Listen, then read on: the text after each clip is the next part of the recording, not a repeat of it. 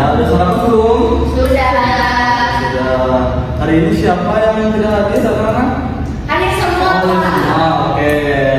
Semoga kita bisa semangat kita mengikuti pembelajaran kita pada hari ini. Oke, sebelum kita memulai pelajaran kita hari ini, mari kita buka dengan Bismillah bersama-sama. Bismillahirrahmanirrahim. Oke, anak-anak, hari ini kita mau mendapatkan ilmu baru kita mau belajar tentang unsur dan senyawa. Oke, kan di pertemuan sebelumnya kita ini sudah belajar tentang sifat-sifat dari suatu benda. Nah, coba Bapak mau tanya sama Dina, sifat dari suatu benda itu ada apa aja? Coba. Cair. Betul. Padat. Betul. Lagi apa? Apa yang bisa? Apa yang bisa? Betul. Sifat-sifat dari suatu benda itu ada 3. Yang pertama ada padat, ada cair, dan juga ada gas. Coba sama Nisa sebutkan contoh-contoh benda yang bersifat padat apa aja? Contohnya? Meja. Oh, meja. Kursi. Betul. Tembok. Betul. Udah Pak. Oh iya, udah. Nah, itu betul ya yang disebutkan oleh Nisa bahwa tembok, meja, kursi itu termasuk dengan benda-benda yang bersifat padat karena teksturnya itu keras. Nah, coba kalau Dina, benda yang bersifat cair contohnya apa aja? Air. Betul, air. Apa lagi? Air. Marjan. Iya betul, marjan. Apa lagi?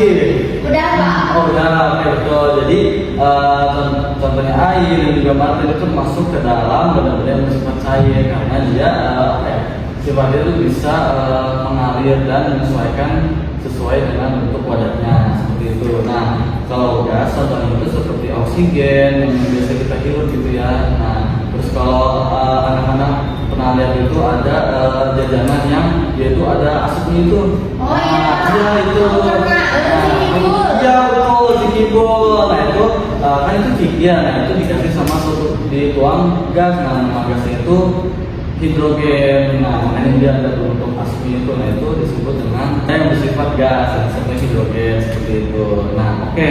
Nah karena sudah itu di pertemuan sebelumnya hari ini kita akan belajar tentang materi selanjutnya yaitu yang berkaitan dengan unsur dan juga senyawa. Oke, sebelum kita lanjut nih ke materi inti pembelajaran, Bapak mau kita explain dulu nih. Explainnya itu namanya potato challenge. Nah, gimana sih Pak cara mainnya? Nah, cara mainnya adalah Nisa nanti sama Dena berpasangan, terus nanti Dena sama Dena misalkan nyebutin po. Nah, Nisa harus nyebutin huruf setelahnya itu potato. Jadi pokoknya jadi bisa nyambung gitu. Misalnya Dena to, misalnya terus Dena lagi to gitu. Nah selanjutnya si Nisa nyebut lagi potato gitu. Tapi nggak boleh sama. Nah sama ulang dari awal dari Dena lagi gitu. Mana Pak? Enggak bisa sendiri potato. Oke. Gitu. Siap. Oke. 1, 2, 3.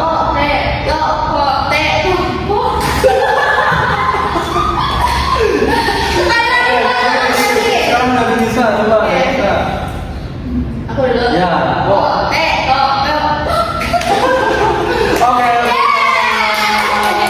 Oke, mudah-mudahan anak-anak bisa fokus dan juga bisa semangat kita mengikuti pembelajaran pada hari ini. Oke, kita masuk ke materi kita. Tapi sebelum itu Bapak mengharapkan setelah pembelajaran kita pada hari ini anak-anak bisa mengetahui perbedaan dari unsur dan juga senyawa. Nah, selain itu Bapak juga mengharapkan anak-anak bisa tahu gitu ya apa maksud dari unsur dan juga senyawa dan nanti di akhir kita bakal ada praktek langsung. Nah, diharapkan dari praktik itu anak-anak bisa tahu nih contoh-contoh dari unsur dan juga senyawa itu sendiri. Gitu. Nah, oke anak-anak. Nah, coba anak lihat di keliling kita di sekitarnya ada apa aja coba benda-benda di sekitar kita ada apa aja? Ada air Pak. Betul, ada air, ada apa lagi? Ada tembok. Betul, apa lagi? Ada oksigen. Betul, oksigen, ada apa lagi? Banyak. Dan semacamnya apa ya barang-barang sekitar kita juga. Nah, tapi anak-anak tahu nggak sih barang-barang di sekitar kita itu tersusun dari sebuah benda yang bernama zat. Nah, zat ini itu adalah suatu barang atau suatu komponen terkecil yang ada di dalam suatu benda. Nah, zat ini tuh terbagi menjadi dua. Ada yang namanya unsur dan juga senyawa. Nah, kalau unsur ini tuh biasa disebut sebagai zat tunggal. Kenapa disebut zat tunggal? Karena si unsur ini adalah zat yang dia itu tidak bisa diuraikan lagi, tidak bisa dipecah menjadi zat-zat yang lain karena dia cuma satu. Nah, berarti dia itu apa ya, sebagai bahan dasar dalam suatu benda gitu. Makanya dia disebut sebagai zat tunggal. Contohnya seperti oksigen, air, besi, emas dan lain sebagainya. Nah, itu disebut sebagai zat tunggal. Kenapa? Karena dia adalah materi dasar atau bahan pokok yang ada di sebuah benda gitu. Yang nanti bisa diubah menjadi campuran kalau misalkan dia dicampur dengan zat-zat yang lain seperti itu. Nah, itu adalah unsur. Nah, yang kedua ini ada senyawa. Nah, senyawa ini biasa disebut sebagai zat campuran. Kenapa disebut campuran? Karena senyawa ini adalah gabungan dari dua atau lebih unsur yang dia itu terbentuk dan menjadi sifat yang baru. Nah, mereka menghasilkan sifat yang baru. Contohnya seperti apa? Nah, seperti yang biasa kita lihat sehari-hari gitu. Nah, misalkan bapak-bapak gitu ya, pagi-pagi misalkan dia ngopi ya biasanya. Nah, kopi itu termasuk ke dalam senyawa atau zat campuran. Kenapa? Karena di dalam kopi itu ada air dan juga ada serbuk kopinya. Nah, kenapa bisa disebut sebagai campuran? Karena hasil dari air dan juga si kopi ini menghasilkan sifat yang baru. Contohnya apa? Nah, kopi ini kan ketika air bersama dengan kopi, dia menghasilkan sifat yang baru. Misalnya warna berubah jadi hitam dan juga rasanya itu berubah. Nah, seperti itu menghasilkan sifat yang baru. Contohnya, contoh lain seperti misalkan ibu-ibu nih kalau misalkan mau masak pasti dia pakai bumbu yang namanya itu garam. Nah, ada termasuk garam itu adalah termasuk senyawa juga. Kenapa? Karena garam itu adalah campuran dari suatu unsur yang namanya natrium dan juga klorida. Nah, natrium sama klorida ini kalau dicampur bisa menjadi garam kayak gitu. Nah, karena itu bahannya itu macam-macam dan yang membentuk sifat yang baru, makanya itu disebut sebagai senyawa ataupun campuran. Nah, seperti itu. Jadi zat itu terbagi menjadi dua. Tadi ada apa? Unsur, senyawa. Betul. Oke, supaya anak-anak bisa lebih paham, kita langsung aja ke praktek dulu nih. Ini Bapak ada 16 nih. 1, 2, 3, 4, 5, 6. Oke, di sini Bapak punya 16 gelas. Nah, di setiap gelas ini berisi air murni atau yang tadi Bapak sebut sebagai unsur. Betul ya. Nah, di sini ada 6 gelas berisi air murni. Nah, setelah ini anak-anak mempraktekkan langsung supaya anak bisa lebih mengetahui perbedaan dari unsur dan juga senyawa. Nah, nanti setiap anak bakal akan mengambil 3 buah gelas dan akan mencobanya langsung. Nah, nanti Dena sama Nisa ngambil masing-masing 3 gelas. Nah, nanti Bapak masih juga nih ada bahan-bahan di sini buat nanti prakteknya langsung dicoba. Oke. Ada apa aja Bapak? Oke, di sini ada gula nih, ini ada gula, ada garam, ini ada teh, ada kopi juga, ada yang Bapak sebutin, juga ada susu nih. Nah, ini bahan-bahan yang sering kita temui gitu ya di kehidupan kita sehari-hari.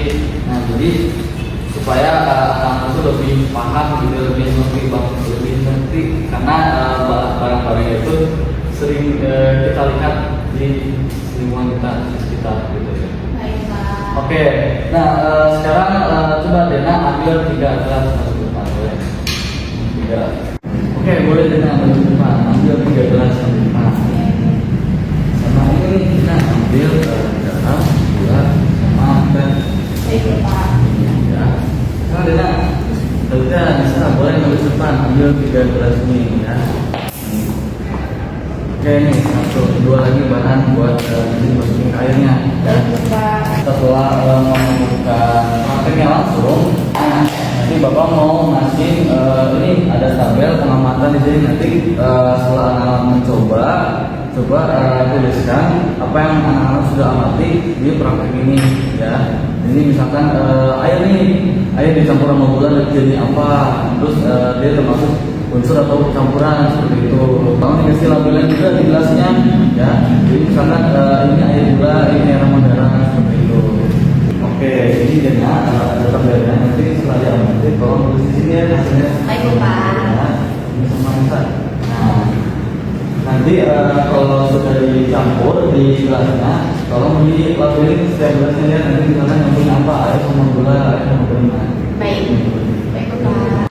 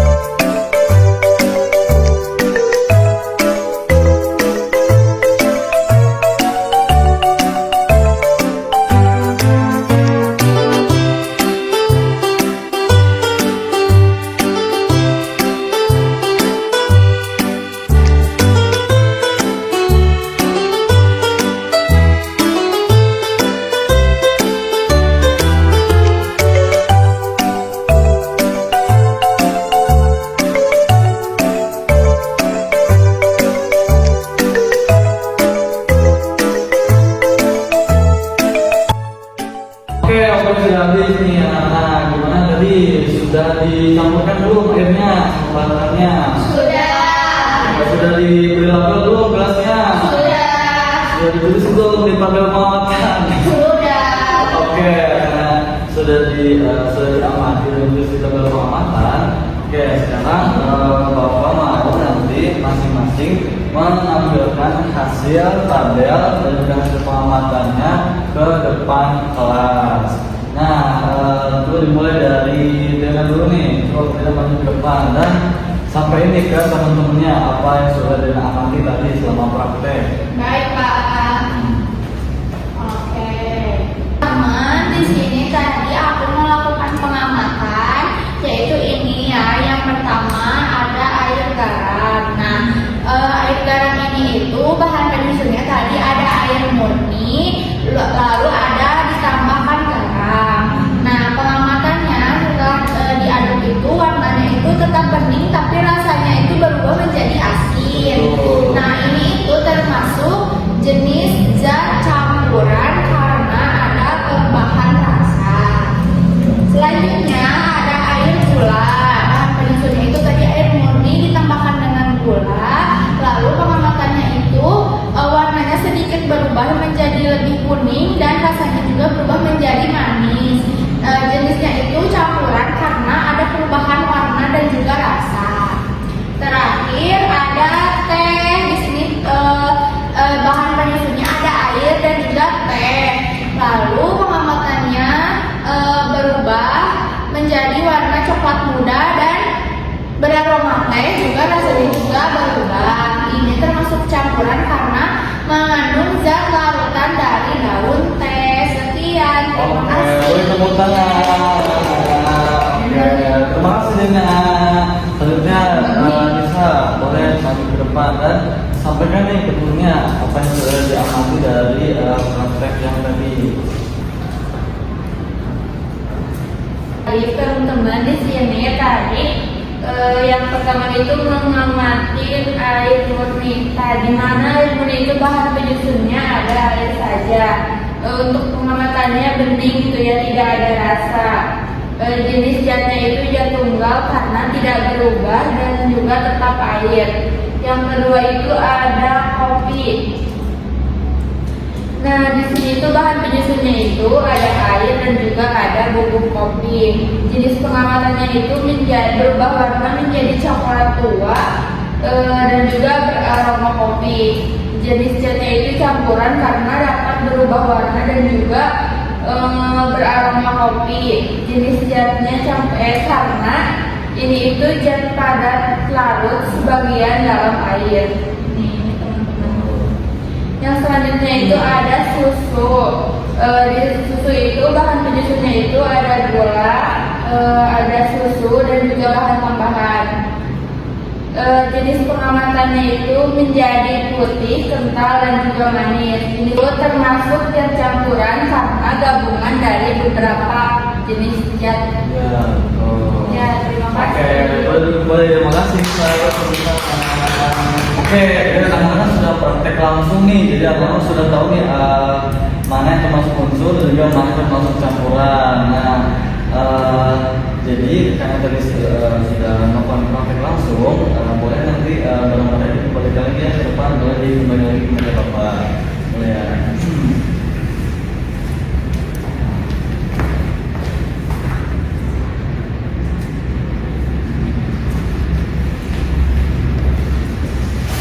Oke, tadi seperti yang sudah amati diperhatikan langsung ya anak-anak. Nah, di sini ada 16 nih. Di sini ada air murni juga beserta campuran-campurannya. Nah, dimulai dari ini nih. Nah, ini adalah hasil campuran dari air dan juga kopi. Nah, kenapa ini disebut campuran atau senyawa? Tadi kata Tenisa, betul kan? Karena itu sudah bercampur dengan kopi, jadi dia menghasilkan zat baru. Nah, kenapa dia menghasilkan zat baru? Karena ada yang berubah, yaitu rasa dan juga warnanya berubah seperti itu. Nah, ini termasuk dari campuran. Nah, kalau ini kan tadi air putih sama air murni digabung dengan susu. Nah, kenapa disebut campuran? Karena sama seperti kopi tadi, ini merupakan gabungan dari air murni dan juga susu yang menghasilkan zat baru. Nah, dia disebut zat baru karena menghasilkan rasa dan juga sifat yang baru. Rasanya menjadi manis, dan juga menjadi kental airnya, dan warnanya juga menjadi putih seperti itu. Nah, buat yang ketiga, nah ini tidak dicampur apa-apa. Nah, karena ini tidak dicampur apa-apa, maka dia cuma ada satu barang aja, satu benda aja di sini, yaitu air murni. Nah, karena ini cuma satu benda aja, satu barang aja, maka dia disebut sebagai zat tunggal atau unsur. Nah, ini unsur. Nah, selanjutnya ini ada air garam. Nah, oke, coba lihat di sini. Nah, ini kan tidak berubah ya warnanya. Nah, tapi kenapa dia disebut campuran? Nah, karena rasanya dari air dan garam itu berubah menjadi asin seperti itu, makanya disebut sebagai campuran walaupun warnanya nggak berubah. Nah, selanjutnya nih ada air berisi gula. Nah, tapi mirip gitu ya sama air garam tadi. Nah, cuma kalau gula ini warnanya sedikit lebih kuning. Nah, makanya disebut sebagai campuran karena ada perubahan warna dan juga perubahan rasa. Betul. Oke, yang terakhir ini ada teh. Nah, teh juga disebut sebagai campuran karena seperti yang anak-anak bisa lihat nih, warnanya berubah kan menjadi merah. Nah, ini disebut sebagai campuran karena ada perubahan warna juga rasa dan juga baunya berubah menjadi bau teh seperti itu. Nah, dari hasil pengamatan tadi ada 5 contoh campuran yang ada di sini. Nah, satunya itu unsur tunggal atau zat tunggal gitu. Nah, jadi teman-teman dari setelah proses sudah paham belum? Sudah. Oke, ini sudah tadi kan Bapak sudah memberikan penjelasan tambahan nih dari hasil pengamatan anak-anak. Nah, coba Bapak mau tanya ke Nisa. Nah, apa perbedaan dari air murni sama air yang dicampur sama gula? Coba apa perbedaan Nisa? Beda rasanya, Bapak. Betul. Kalau air murni rasanya apa? Murni, gak ada rasanya. Iya betul, gak ada rasanya. Kalau air gula? Manis. Oke, betul ya. Boleh tepuk tangan. Itu ada di rasanya. Nah, kalau air murni kan ada rasanya. Nah, kalau air gula kan ada unsur campuran gula, jadi airnya menjadi manis seperti itu. Oke, sekarang Bapak mau tanya nih ke Dena. Nah, tadi kan Dena sudah mengamati ada 16 di sini. Nah, coba menurut Dena apa sih perbedaan dari zat tunggal ataupun campuran? Coba apa Dena bedanya? Kalau zat tunggal itu dia cuma satu aja, jadi ngomong itu air murni. Ya, betul. Terus juga tadi tidak ada rasanya. Nah, terus kalau campuran itu ada bahan tambahannya. Ya, betul. Seperti